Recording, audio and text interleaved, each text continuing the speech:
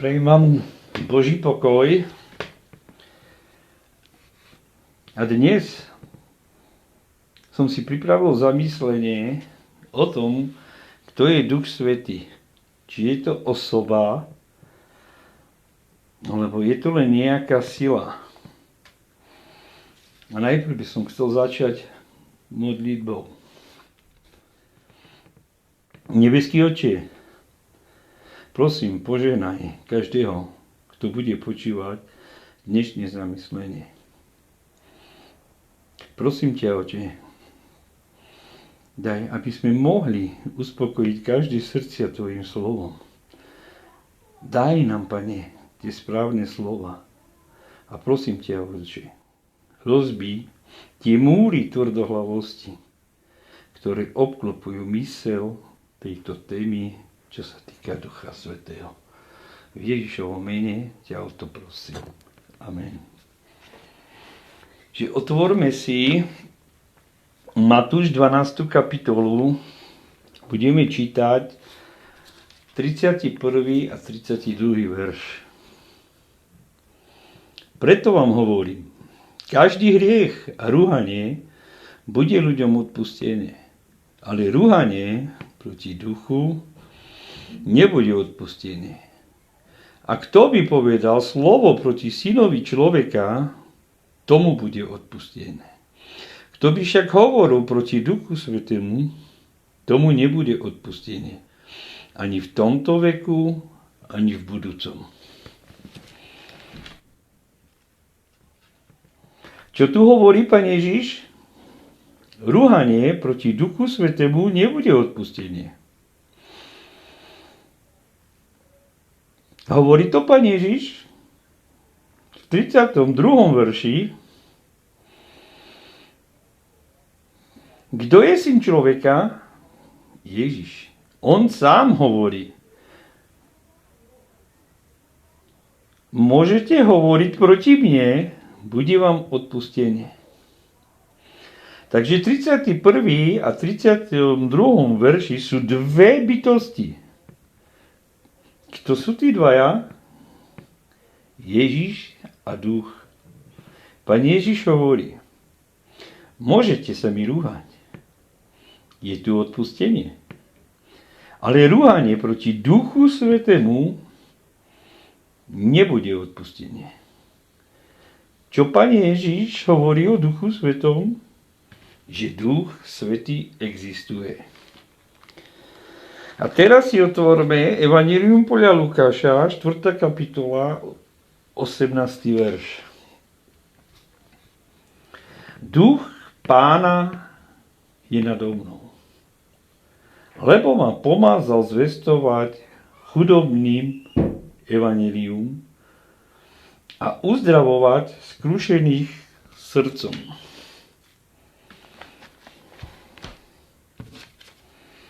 Takže sú v týchto slovách dve osobnosti? Áno. Ježiš a Duch Pánov.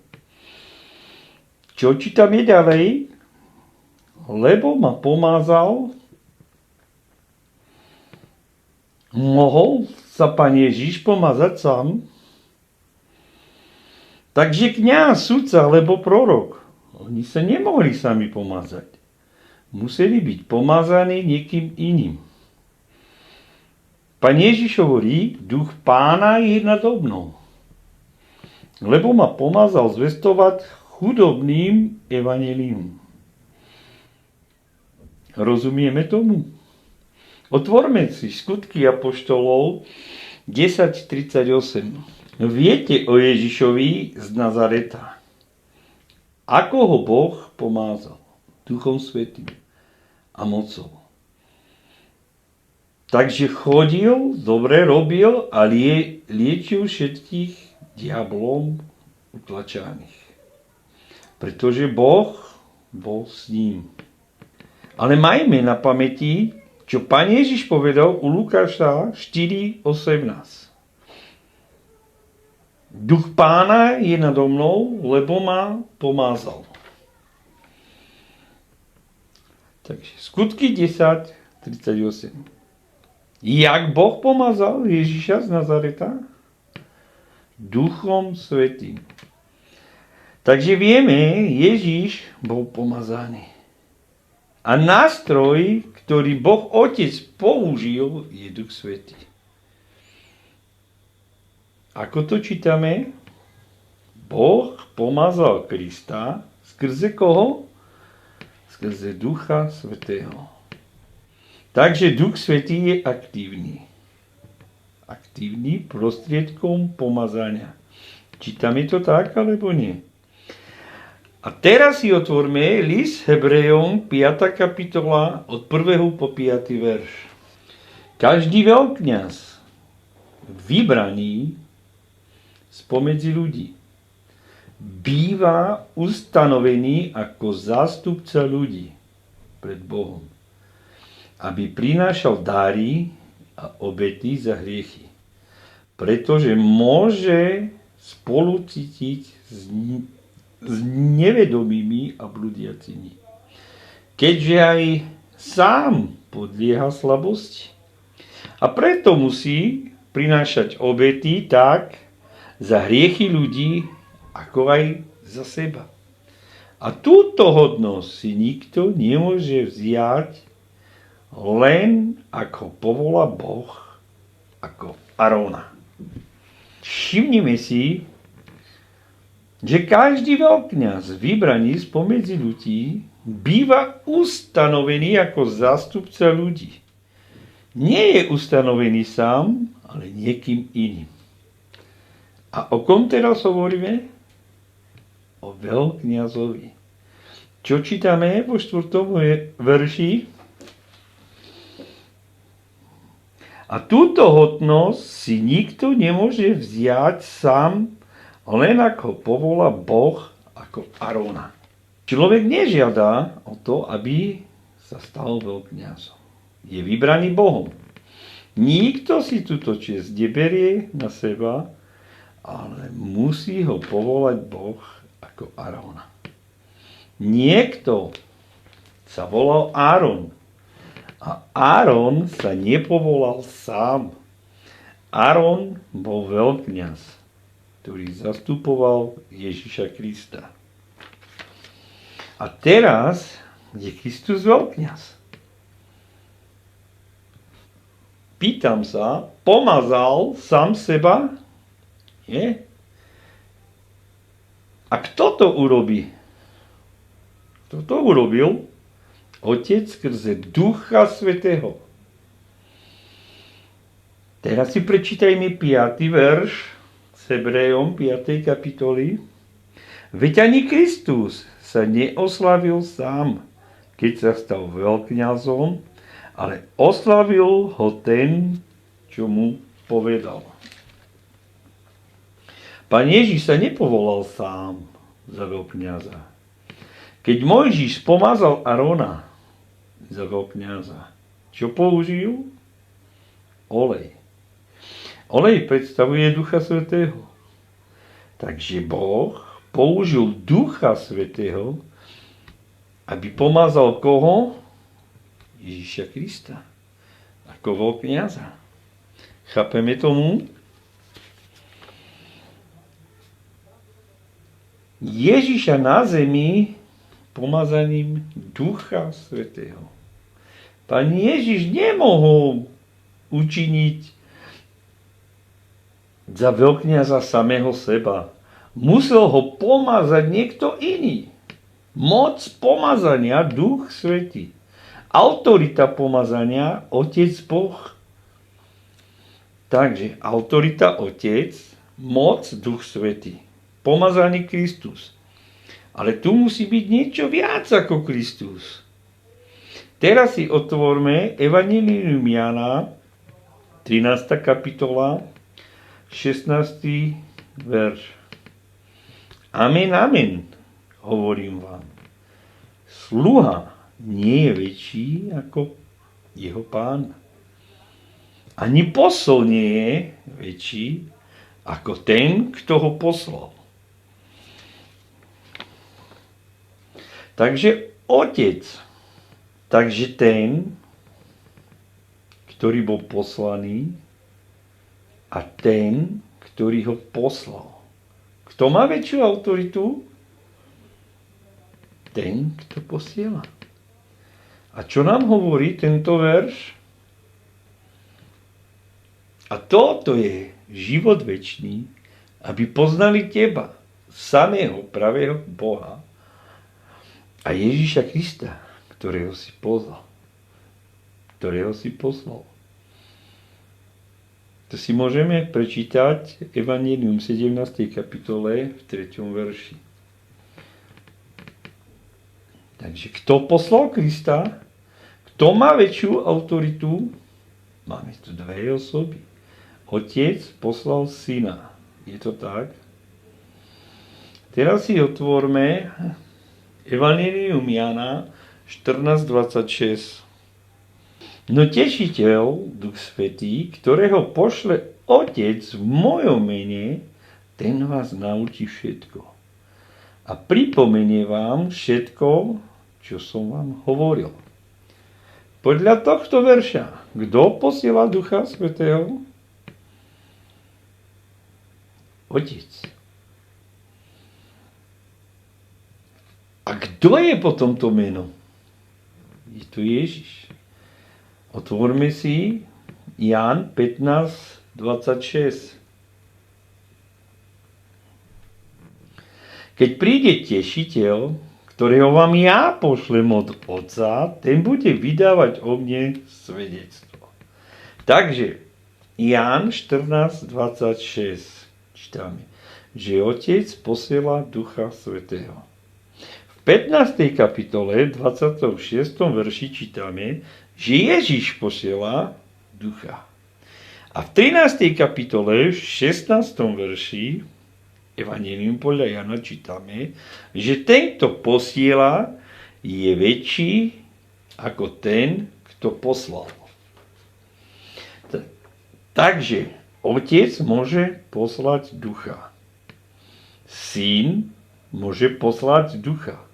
Ale v Biblii nie je žiadny verš, že by Duch poslal Otca alebo Syna. Takže Duch Svätý riadil Ježíša Krista len vtedy, keď bol medzi ľuďmi na zemi. Takže máme tu Otca, Syna a Ducha Svätého. Teraz si otvorme 1. Korinťanom, 2. kapitola, 9. a 10. verš. Ale ako je napísané, ani oko nevidelo, ani ucho nepočulo, a čo ani do ľudského srdca nevstúpilo, to pripravil Boh tým, čo ho milujú. Nám to však Boh zjavil skrze Ducha, lebo Duch skúma všetko, aj Božie hlbiny.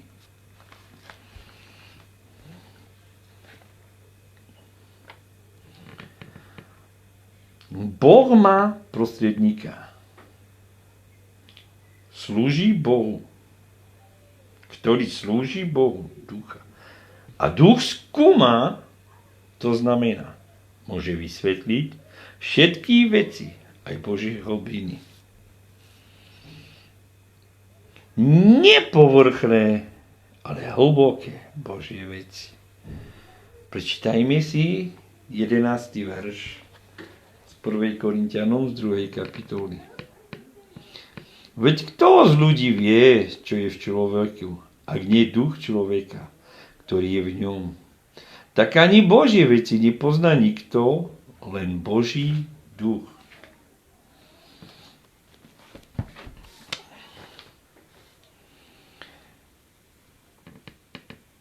Duch Svätý je Boh, ale má iné povinnosti.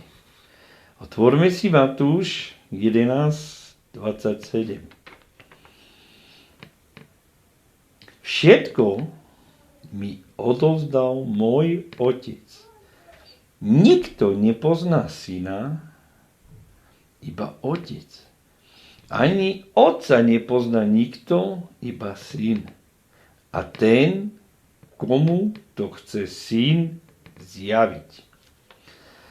Čo tým Pán Ježiš hovorí? Ja poznám Otca, Otec pozná mňa. A to znamená, že stejne ako Duch Svätý pozná všetko, čo vie Otec, takže sú stejní, božskí. A stejne, čo vie Otec, to vie Ježiš.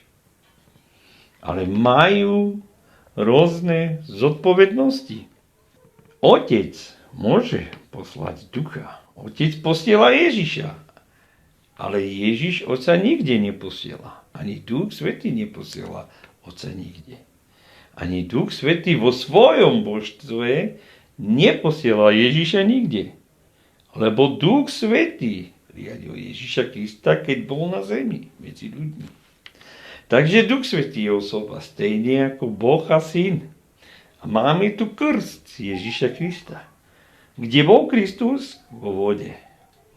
Otvorili sa nebesia. A on videl Božieho ducha, keď zostupuje ako holubica. Duch Boží zostupuje ako holubica a osvecuje ho. Čiže máme Pána Ježiša vo vode, ducha, ktorý zostupuje z neba, takže máme tu 3 miesta. Hlas z neba, bytosť prichádzajúca z neba a Ježiša Krista. A jeden nemôže byť na 3 miestach súčasne. A Otec a Duch Svätý nemôže byť jedna osoba. Nemôže byť na nebi, na oblohe a vo vode. Biblia hovorí, Matúš 3. kapitole 6. 17. verš, že videl zostupovať Božieho ducha. Pán Ježiš vystupoval z vody. Duch Svätý zostupoval dole. Čo tu postrehneme? 2 rôzne smery. A hlas z neba, toto je môj milovaný syn, ktorého mám zaľúbený. A teraz si otvorme Ezechiel 37. kapitola 9. a 10. verš. A povedal mi, prorokuj duchu, prorokuj človeče a povedz mu, takto vraví Pán Hospodin. Duch príď od 4 vetrov a dýchni na týchto pobitých, aby ožili.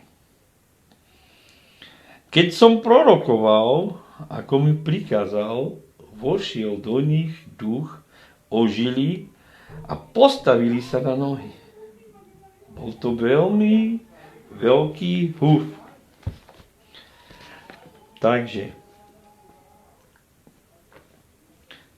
čo tu čítame? Od koho dostal príkaz? Priamo od Boha. Aby komunikoval s Božím duchom. Aby s ním komunikoval ako k osobe. Skúsme sa nad tým zamyslieť. Že Duch Svätý je iba sila. A prorok volá k tej sile. Môže prorok volať k sile alebo k moci? A kto tak verí, tak rovno môže zavrieť Bibliu. Pozrieme sa na ten verš lepšie. Duch Svätý u Ezechiela robí to isté, ako pri stvorení sveta. Dáva život. Ako to opisuje Mojžiš, Genesis 1. kapitole 2. verši. Boží duch sa znášal nad vodami. A stvorenie predstavuje Ducha Svätého. Nie ako silu. Môže sila dávať život? Nie. Kto dáva život? Boh. Je to tak? Ak by sme to mali shrnúť, tak Duch Svätý nie je sila, vplyv, ale samostatná osoba, ktorá dostáva informácie a posúva ich ďalej. 1. Timotejová, 4. kapitola, 1. verš nám hovorí. Duch však výslovne hovorí, že v posledných časoch niektorí odpadnú od viery a budú sa pridržiavať blúdnych duchov a náuk démonov. Duch Svätý dáva lásku. Rímanom 15. kapitola 30. verš nám hovorí. Skrze nášho Pána Ježiša Krista a skrze lásku Ducha vás prosím, bratia, aby ste spolu so mnou zapasili v modlitbách za mňa pred Bohom. Duchu Svätému môžeme klamať. Skutky 5. kapitola 3. verš. No Peter mu povedal, Ananiáš, prečo ti Satan naplnil srdce, aby si klamal Duchu Svätému?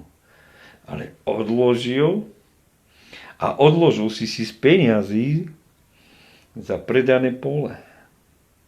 Vo 4. verši hovorí, neklámal si ľuďom, ale Bohu.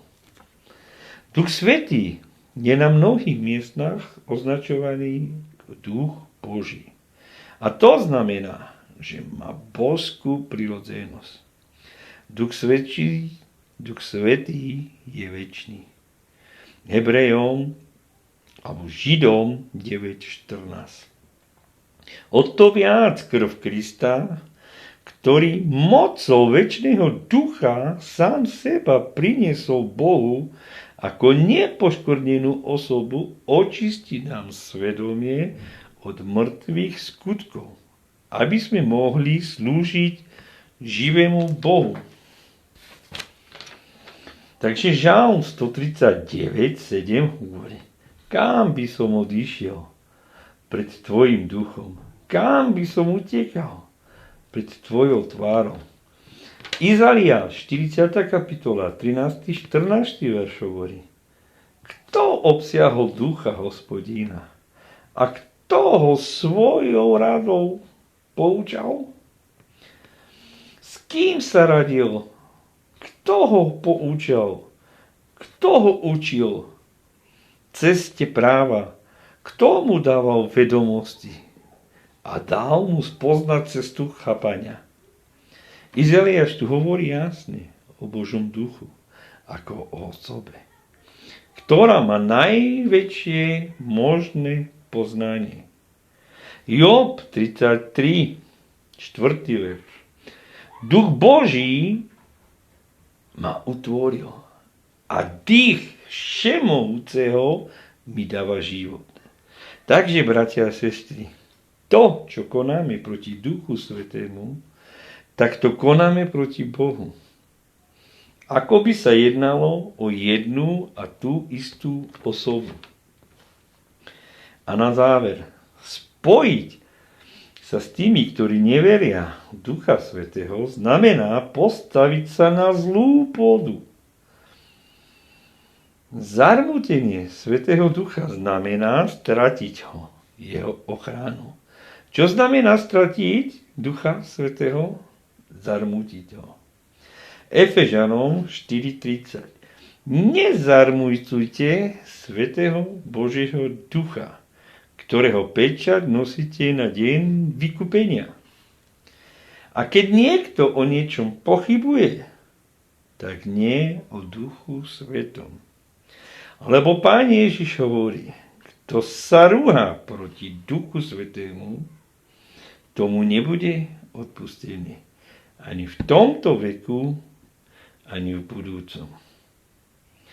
Na záver sa pomodlíme. Nebeský Oče, Ty, Syn a Duch Svätý. Ďakujeme Ti za to, že nám zjavuješ hlboké a skryté veci.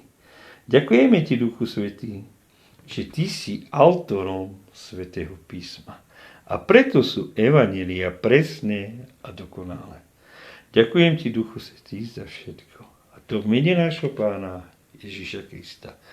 Amen.